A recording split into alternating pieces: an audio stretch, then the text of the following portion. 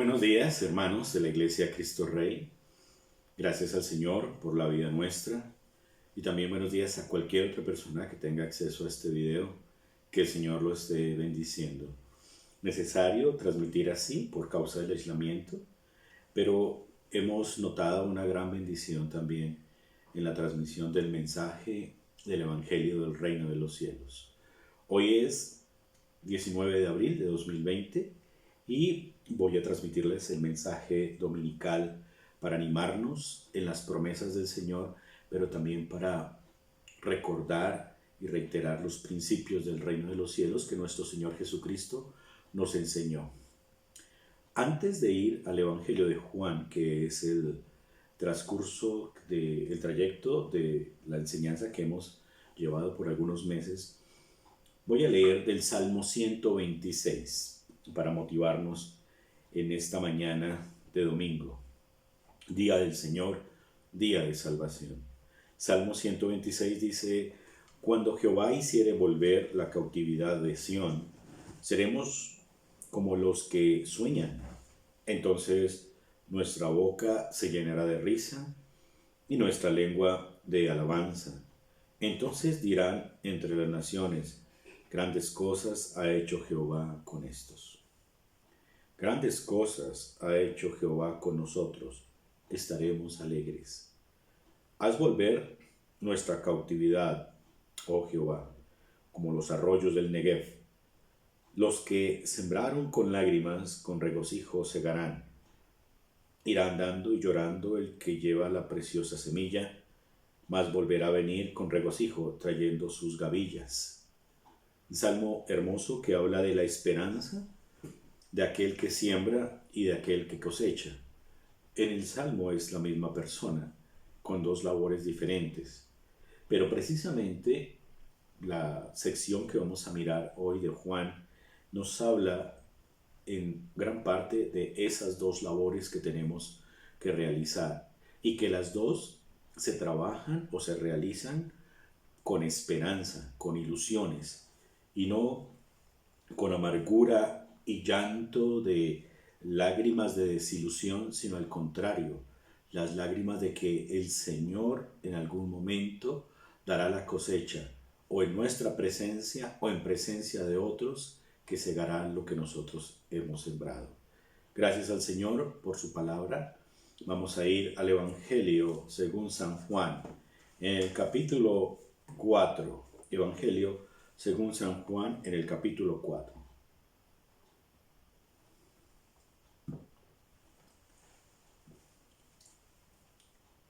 En el versículo 26, antes, permítame orar.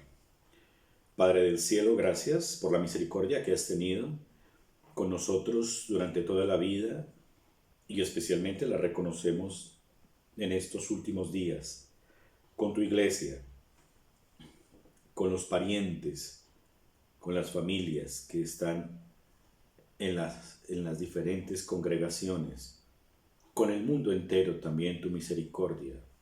Puede ser más la tragedia, pero tú has querido que sea moderada. Señor, eres nuestro Padre y a ti acudimos. Bendícenos por medio de tu palabra. Tu palabra es viva y tu palabra es eficaz y hace su fruto, Señor. Y precisamente lo que buscamos es que haga fruto, mucho fruto en nuestras vidas. Gracias por la bendición de tener tus escrituras en cada hogar y al acceso, Señor, de todas las personas que pueden mirar este video.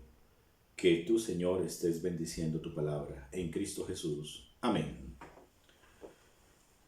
En el diálogo del Señor con la mujer samaritana, es un diálogo progresivo que al final vamos a resumir. Pero en el versículo 26 el Señor se revela a la mujer samaritana como el Mesías. Antes, la mujer le dice al Señor: sé que ha de venir el Mesías, llamado el Cristo. Cuando Él venga, nos declarará, nos revelará todas las cosas. Jesús le dijo: yo soy el que habla contigo. Ahí quedamos en la porción anterior a los mensajes de Semana Santa y hoy vamos a mirar desde el versículo 27 hasta el versículo 42, cuando el Señor ya ha revelado a la mujer del pozo de Samaria que Él es el Cristo, Él es el Mesías. Desde el versículo 27 al versículo 42 dice lo siguiente: En esto vinieron sus discípulos y se maravillaron de que hablaba con una mujer. Sin embargo, ninguno dijo: ¿qué preguntas o qué hablas con ella? Entonces la mujer dejó su cántaro y fue a la ciudad y dijo a los hombres: Venid, ved a un hombre que me ha dicho todo cuanto he hecho. ¿No será este el Cristo? Entonces salieron de la ciudad y vinieron a él. Entre tanto, los discípulos le rogaban diciendo: Rabí, come. Él les dijo: Yo tengo una comida que comer que vosotros no sabéis. Entonces los discípulos decían unos a otros: ¿le habrá traído alguien de comer? Jesús les dijo: Mi comida es que haga la voluntad del que me envió y que acabe su obra. ¿No decís vosotros: aún faltan 4 meses para que llegue la siega? He aquí os digo: alzad vuestros ojos y mirad los campos, porque ya están blancos para la siega. Y el que siega recibe salario y recoge fruto para vida eterna, para que el que siembra goce juntamente con él que siega. Porque en esto es verdadero el dicho: uno es el que siembra y otro es el que siega. Yo os he enviado a segar lo que vosotros no labrasteis. Otros labraron y vosotros habéis entrado en sus labores. Y muchos de los samaritanos de aquella ciudad creyeron en él por la palabra de la mujer que daba testimonio diciendo: me dijo todo lo que he hecho. Entonces vinieron los samaritanos a él y le rogaron que se quedase con ellos, y se quedó allí 2 días. Y creyeron muchos por la palabra de él, y decían a la mujer: ya no creemos solamente por tu dicho, porque nosotros mismos hemos oído y sabemos que verdaderamente este es el Salvador del mundo, el Cristo. Esta es la palabra del Señor para hoy, las Escrituras, y el escenario ya no es necesariamente el pozo donde la mujer va a sacar agua con su cántaro, sino que la mujer sale corriendo, dice desde el versículo 27 y en adelante. Los discípulos precisamente llegan de su búsqueda de alimentos y llegan al pozo y dicen precisamente que se sorprenden al ver que el Señor Jesús está hablando con una mujer. No hay que ahondar mucho en esto, realmente por tradición, por cultura. No era no solamente bien visto hablar con una samaritana, sino con una mujer en un sitio público, siendo el Señor reconocido como rabí o como maestro. Pero no solamente sucede esto, sino que la mujer, cuando sale corriendo, sale hacia el pueblo, dice: venid, ved a un hombre que me ha dicho todo cuanto he hecho. ¿No será este el Cristo? Pues era una idea o una tradición esperanzadora que el Cristo venía también a aquella región de Samaria. Y si bien el Señor Jesucristo es el Cristo, es el Mesías, también hay que tener en cuenta las expectativas que se guardaban alrededor de este Mesías. Y pues no eran unas expectativas espirituales o del reino que no es de este mundo, sino más bien lo contrario, unas expectativas de liberación, de yugo político y de esclavitud económica, llamémoslo así. Sin embargo, la mujer estaba feliz, estaba contenta porque el Señor le había revelado quién era ella y también le había revelado quién era Él. Usó precisamente el diálogo para mostrarse como el Mesías. Pero realmente vamos a ver 2 momentos. El momento con sus discípulos que llegan del pueblo con con algunas provisiones, y el momento también del Señor Jesucristo con los habitantes de aquella región de Samaria. Entonces vamos a desarrollar el tema primero con sus discípulos. Versículo 31. Entre tanto, los discípulos le rogaban diciendo: Rabí, maestro, come. Él les dijo: yo tengo una comida que comer que vosotros no sabéis. La prioridad de el mantenimiento de su propia vida o el de estar conservando su propia salud está por debajo de la voluntad del Padre, de la voluntad de Dios. Y es lo que Él transmite: yo tengo una comida que comer que vosotros no sabéis. La comida para nosotros, inclusive, no solamente es una función o una tarea fundamental de los seres humanos consumir alimentos, sino para algunos pueblos, culturalmente hablando, el comer se hace también como un sinónimo de disfrute, gozo, celebración. Teniendo esto en cuenta, sea por una motivación o sea por otra motivación, el comer, que es algo fundamental, pues se convierte en una tarea secundaria a la voluntad de Dios. Yo tengo una comida que comer que vosotros no sabéis, le dice el Señor a sus discípulos. ¿Y de qué se trata esa comida? Que lo llena más y le satisface más que el alimento físico. Pues va Él precisamente a desglosar esa comida, va a explicarles a ellos, y en cierta manera tiene un tono exhortativo con los discípulos, porque más adelante vamos a mirar que ellos insistían en que comiera las provisiones que ellos habían traído. El versículo 32, 33 dice: entonces los discípulos decían unos a otros: alguien le habrá traído de comer. No entendían aún, y era obvio.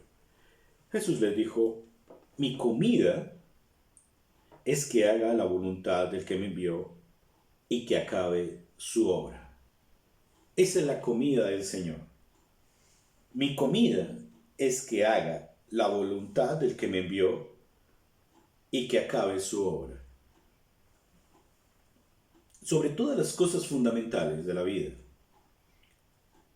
y de nuestra conservación de la vida.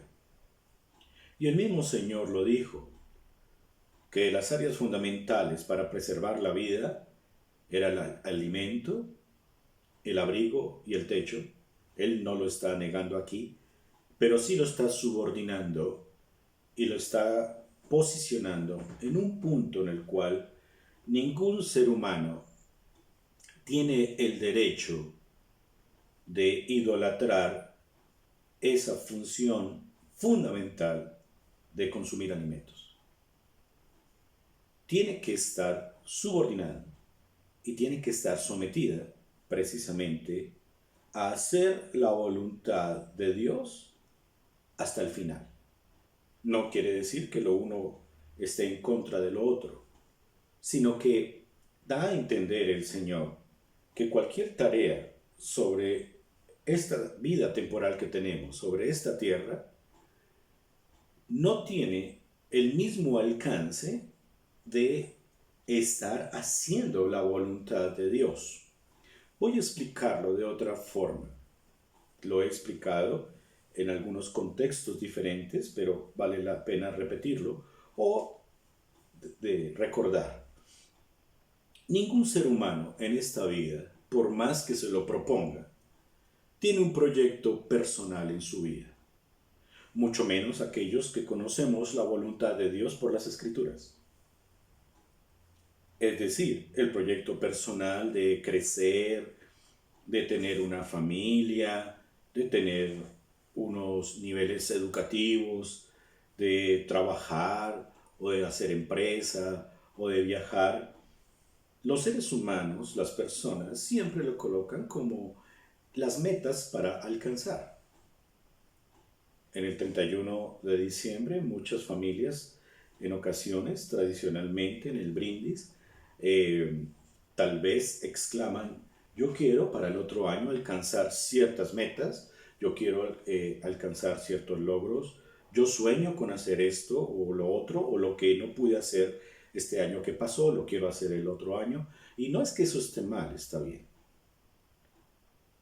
Lo malo o lo que es juzgable es hacerlo fuera de la voluntad de Dios y ponerlo como prioridad. Y lo decía yo en algún otro momento. Si tú estudias una carrera universitaria, si tú vas a hacer un proyecto de vida específico, si tú vas a hacer empresa, ¿para qué lo vas a hacer? O mejor, ¿para quién lo vas a hacer? Porque aquí el Señor no está hablando del qué solamente, que lo va a precisar ahorita, sino el para quién. Dice, mi comida es que haga la voluntad del que me envió, pero no solamente está hablando de una misión, sino que está hablando de una persona. O está hablando realmente del Padre Celestial y que acabe su obra. Muchos de nuestros conflictos y muchas de nuestras peleas, entre comillas, con el Señor, que valga la aclaración, no es algo saludable espiritualmente hablando, ni tampoco en la comunión con Él, es que nosotros caminamos hacia un lado distinto al que el Señor quiere que caminemos. O es que nuestro camino y nuestra idea de la vida y del logro y de los éxitos vaya en un lado contrario a lo que el Señor tiene como propósito para nuestra vida. Y es algo que nos ha vendido la sociedad y el mundo en cuanto al individualismo y a la autonomía de tus propias decisiones, sin que tengas en consideración lo que Dios ha establecido en tu vida. Es más, gran parte del mundo ni siquiera conoce a Dios. Pero el Hijo de Dios, nuestro Señor, nos enseña en este diálogo con sus discípulos, y como les dije, hay dos secciones y estamos en la sección del diálogo del Señor con sus discípulos. Ahora vamos a mirar el diálogo del Señor más adelante con los habitantes de Samaria. Es que los que creemos en Cristo tenemos que someter nuestros proyectos a nuestro Señor Jesucristo, como todo el mundo. Porque el creer en Cristo nos convierte en cristológicos, completamente cristológicos. Desde que te levantas hasta cuando duermes, en tu descanso, en tus hábitos, en tus lecturas, en todo lo que tú haces, tus estudios, tus roles, todo lo que representas tú para una sociedad, gira alrededor de Cristo. No somos cristianos un domingo, somos cristianos todos los días, y los roles que desempeñamos son cristológicos también. El Señor entonces está diciendo, por encima de cualquier tarea fundamental, así sea comer, está mi comida fundamental, que es hacer la voluntad del Señor. Y explica, ¿no decís vosotros, le dice a los discípulos, aún faltan 4 meses para que llegue la siega? Y aquí os digo, alzad vuestros ojos y mirad los campos, porque ya están blancos para la siega. Y el que siega recibe salario y recoge fruto para vida eterna, para que el que siembra goce juntamente con el que siega.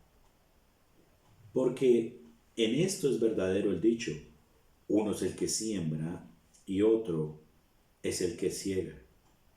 Yo os he enviado a segar, le dice a los discípulos, lo que vosotros no labrasteis, ¿sí? No sembrasteis, otros labraron y vosotros habéis entrado en sus labores. Es interesante esos 4 versículos. Nadie había pasado por Samaria nunca. Antes, pues, el Señor, con el encuentro con la mujer de Samaria en el pozo, es el primer relato evangélico que encontramos, y de presentación del reino de los cielos. El Señor, su ministerio lo desarrolló en Galilea y en Judea. En Samaria muy poco. Es más adelante vamos a mirar y va a decir que duró 2 días allí. Es más, el evangelista Lucas, San Lucas después nos dice que el Señor alguna vez quería pasar por la región de Samaria, no por este mismo lugar, sino por otras aldeas, y no se lo permitieron, lo echaron. No pases por acá. Pero entonces el Señor, ¿a qué se refiere? ¿A qué se refiere con está lista la cosecha? Hay que recogerla. ¿Y por qué niega el comer el alimento físico que es tan necesario? ¿Cuántos días tal vez sin comer bien? ¿Cuántos días tal vez caminando o descansando mal? Pues era normal que los discípulos tuvieran hambre y era normal que los discípulos pensaran en su maestro como hay que mantenerlo, hay que darle de comer. Pero aquí hay una urgencia. Y el Señor entonces habla de los sembradores y habla de los segadores, del que siembra o el que labra la tierra y siembra y el que cosecha. Pues aquí hay un punto muy importante,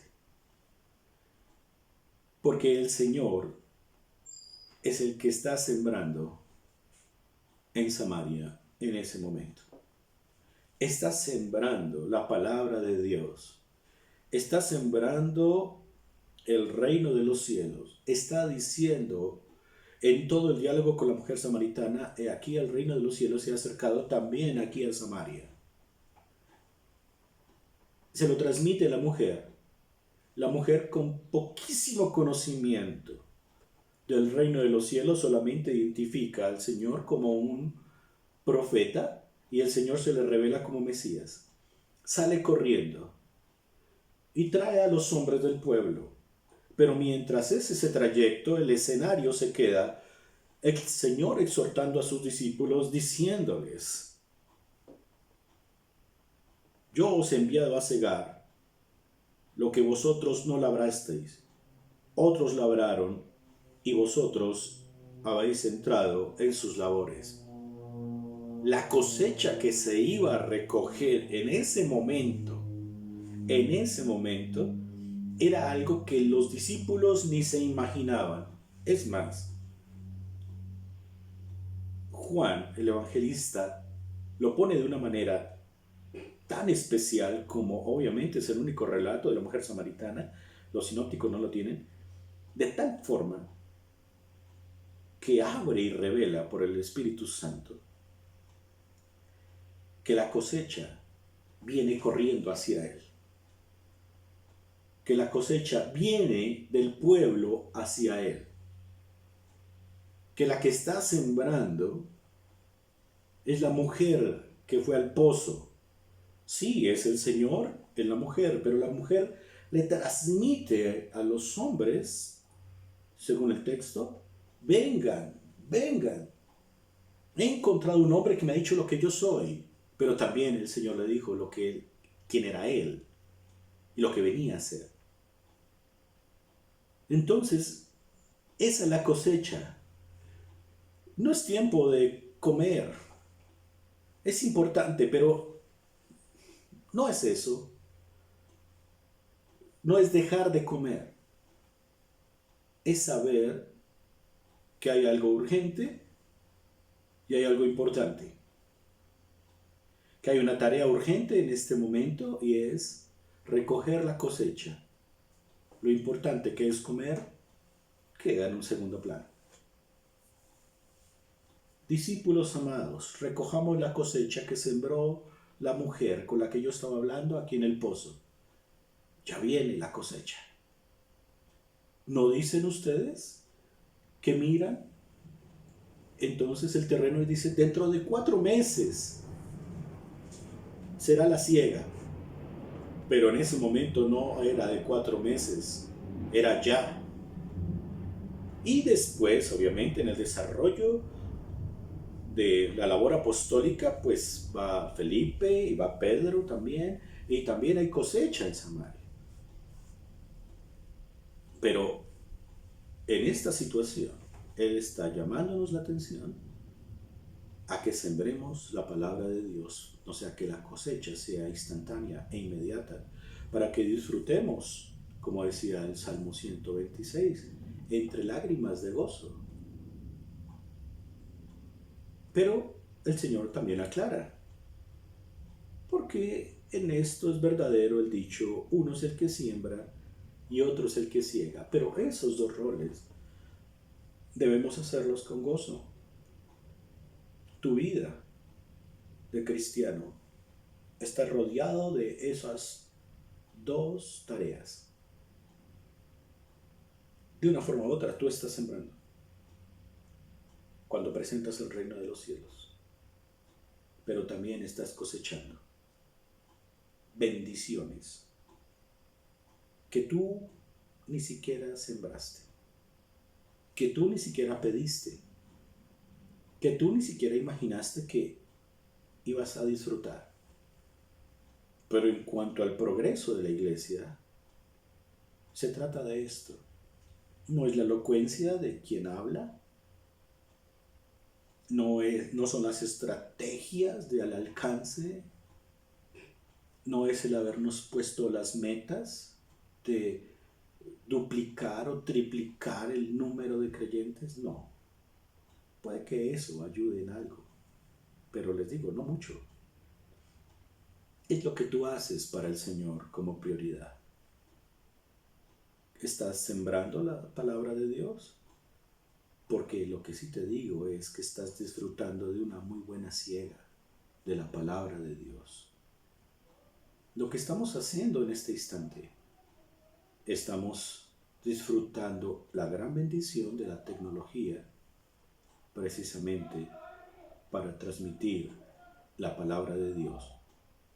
Pero pues realmente esto del aislamiento en otros tiempos históricos hubiera sido algo más complicado, el llevar la palabra de Dios a hogares o a cualquier otra familia. La última parte es muy interesante, desde el versículo 39 al 42. Y muchos de los samaritanos, aquí viene la cosecha, y muchos de los samaritanos de aquella ciudad creyeron en él por la palabra de la mujer. Miren, la mujer es sembradora, que daba testimonio diciendo, me dijo todo lo que he dicho, lo que he hecho, excusen. Entonces vinieron los samaritanos a él y le rogaron que se quedase con ellos. Y se quedó allí 2 días. Y creyeron muchos por la palabra de él, del Señor. Y decían a la mujer, ya no creemos solamente por tu dicho, porque nosotros mismos hemos oído y sabemos que verdaderamente este es el Salvador del mundo, el Cristo. Estaban emocionados con la presencia del Señor Jesucristo. Ya la emoción era transmitible, ¿no? Lo que la mujer emocionada le transmite a las personas, ellos también se emocionan con lo que ella les dice, y cuando lo conocen y se encuentran con él y hablan con él y él les habla, es una emoción entonces de conjunto, ¿sí? Fundamental en quienes sembramos la palabra de Dios, ¿no? No podemos nosotros solamente mostrar un texto frío de las Escrituras o decir, miren y busquen ahí las promesas de Dios, sino que tenemos que estar no solamente convencidos de ellas, de las promesas del reino, sino vivirlas y transmitirlas en la experiencia, no solamente de los pastores, los ministros o quienes transmitimos las Escrituras, sino todo aquel que es cristiano vive en esperanza y en ilusiones. Y eso a veces me causa cierto conflicto con las personas en estas semanas de aislamiento, que teniendo las Escrituras, conociendo mucho de la Biblia, y miran el porvenir con mucho lamento, con mucho pesimismo y con mucha desgracia. No sé qué va a pasar. No soy de esos ilusionistas que andan vendiendo, ofreciendo ideas locas. Yo lo único que digo es, pase lo que pase, soy del Señor, tú eres del Señor. nadie te podrá apartar del amor de Él, porque fue sellado en Cristo Jesús. Entonces, qué emoción tener a Cristo. Qué emoción tenerlo. Pero hay otro riesgo. No el riesgo del emocionalismo. Aquí ellos estaban honestamente emocionados. El riesgo de tener siempre a Cristo y ya no nos emocionamos. Ya no nos emocionamos con conocer de Cristo, ya es la misma rutina de la Biblia, es el devocional constante, otra vez orar y otra vez las rutinas cristianas. No depende del pastor, depende de tu comunión. ¿Qué es lo que más te emociona de Cristo? Pueden ser muchas razones, pero debe sobresalir una que es la que te debe dar más emoción. Te salvó. Te salvó de la condenación. Eso es lo que te debe emocionar. ¿Sabes qué? Cuando tú te reúnes con tu familia, en un picnic, en un asado, en una fiesta, celebración, tú estás emocionado. Pues hay una emoción más alta que es con Cristo. Cuando tú te reúnes con amigos o compañeros de tu trabajo o de tu estudio y te emociona, debe haber una emoción más alta y más expresiva aún. Estar con Cristo porque te salvó. Estamos entendiendo mucho más de cuál es nuestra comida. Nuestra comida no es vivir de las rutinas y no es rutinizar la comunión con Cristo. Es emocionarnos en la comunión con Cristo. Porque hay un peligro que tú te creas cristiano porque tienes unas funciones cristianas, tú desarrollas unos oficios cristianos, unas tareas cristianas, eclesiásticas, de lecturas, de oración, pero no te emocionas con Cristo y ya ni sabes por qué tienes que hacerlo. Tal vez te emocionas más viendo tu deporte favorito. Te emocionas más escuchando tu música favorita o escuchando las canciones favoritas de la sociedad o lo que le gusta al mundo. O te emocionas más, y lo digo con cuidado, porque nació un bebé. Y hay que emocionarse porque nacen bebés. Yo me emocioné con mis 3 hijos, igual que mi esposa. Pero a lo que me refiero es, ¿qué nos da más emoción? ¿Qué nos dio más gozo eterno? Y dice que todos ellos estaban felices, muchos de los samaritanos de aquella ciudad creyeron por la palabra de la mujer que daba testimonio diciendo, me dijo todo lo que he hecho. Los samaritanos, el versículo 40, les rogaban que se quedase con ellos y él se quedó 2 días. Muchos creyeron por la palabra de él. Y después le decían a la mujer, ya no creemos, solamente por ti, por lo que nos has dicho. Nosotros mismos hemos oído y sabemos que verdaderamente este es el Salvador del mundo, el Cristo. Terminando, voy a mostrarles una progresión.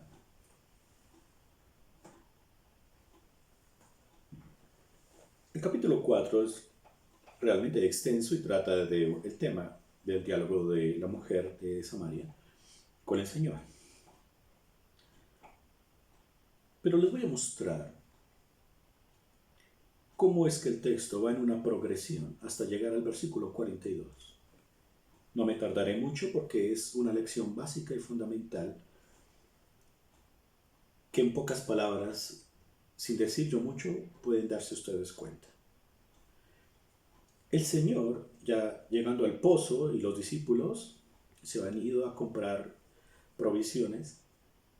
En el versículo 9 dice que el Señor estaba con la mujer samaritana y antes le había dicho, dame de beber. El versículo 9, la mujer samaritana le dijo, ¿cómo tú, siendo judío, me pides a mí de beber, que soy mujer samaritana? Porque judíos y samaritanos no se tratan entre sí. Lo primero que sobresale de nuestro Señor Jesucristo en el texto es lo que la mujer le declara, tú eres un judío. ¿Y cuántos en el mundo entero sabrán que el Señor Jesús es judío? Y, digamos, lo dejan como un referente histórico. ¿Sí? Era una enciclopedia universal, ustedes lo pueden encontrar en el Google. Supongo que estará de la misma manera. Judío, hijo de María y José. En el versículo 19, la progresión es interesante. Previamente el Señor le había revelado a la mujer que había tenido 5 maridos y que el que ahora tiene tampoco es marido. Y precisamente la mujer le dice, Señor, me parece que tú eres profeta. Es decir, el que revela a la mujer lo que ella es y ha hecho. El concepto de profeta es el que representa al reino de los cielos, a Dios, y transmite su palabra. Y transmite, revela su palabra.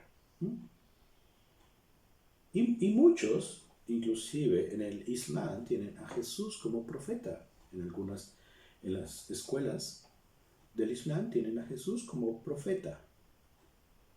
Otros dirán, sí, ¿cómo no? Él vino a mostrarnos a Dios. Pero también queda como un referente histórico necesario, pero todavía no es suficiente. Es como si estuvieran abriéndose varios velos. Jesús como judío, Jesús como profeta. La progresión sigue en el versículo 25. Le dijo la mujer, sé que ha de venir el Mesías, llamado el Cristo. Cuando Él venga, nos declarará todas las cosas. Jesús le dijo, yo soy el Cristo, el que habla contigo. Mesías. Aquí entonces la progresión ya es una revelación del Señor, que Él es el Mesías. Judío, profeta, Mesías. Pero hay que entender el concepto de Mesías en su momento, liberador o libertador, al estilo tal vez Moisés, o los jueces del Antiguo Testamento, los libertadores del Antiguo Testamento.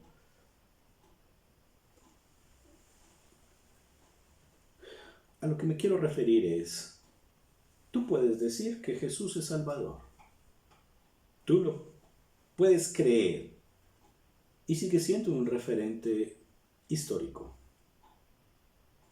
Tal vez al estilo macabeo del periodo intertestamentario, es personajes que responden a una expectativa temporal.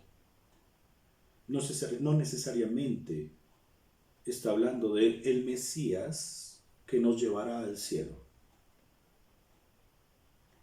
Y hasta ahí tampoco tienes asegurado el cielo. Ni porque reconozcas a Cristo como judío, ni porque reconozcas a Cristo como profeta, ni como un Mesías que te va a solucionar tus problemas. Es la última, la cuarta, la que es obligatoria. El versículo 42.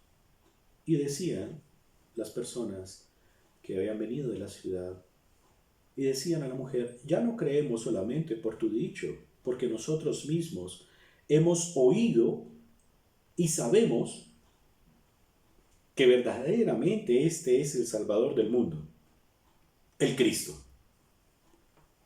Es en ese último punto, el obligatorio. ¿Crees que Cristo no solamente es el Salvador del mundo caído en el pecado, sino que estos hombres reconocen a Cristo como su propio Salvador? Ellos no están hablando del mundo global, son de una aldea de Samaria. Están hablando de su propio mundo, de su propia condición. Y es ahí donde quiero que te concentres y reflexiones. ¿Eres un cristiano nominal? ¿De que cree en Jesús como judío, profeta, Mesías? ¿O eres realmente cristiano porque el Señor te salvó? ¿Tienes esa certidumbre? Miren, estos son los temores obligatorios para toda persona que quiera acercarse a Cristo. Es obligatorio tener un encuentro personal con Cristo para ir al reino de los cielos, para tener el reino de los cielos. Pídale a Él eso. Es obligatorio que el Señor tenga misericordia y gracia contigo, como la tuvo con la mujer de Samaria, como la tuvo con los hombres de Samaria en este texto, así contigo. Ellos no pidieron que pasara el Señor Jesús por ahí, solo que el Señor Jesús quiso pasar por ahí. Y hubo mucha cosecha. Y estos personajes, estas personas, hacen parte de esa cosecha. ¿Tú eres de la cosecha del Señor Jesucristo? ¿Quién te ha hablado de Cristo? ¿Qué has escuchado de Cristo? ¿Qué has leído de Cristo? Pues reflexiona si Él es tu propio Salvador. No del coronavirus, sino de una epidemia o una peste peor, del pecado.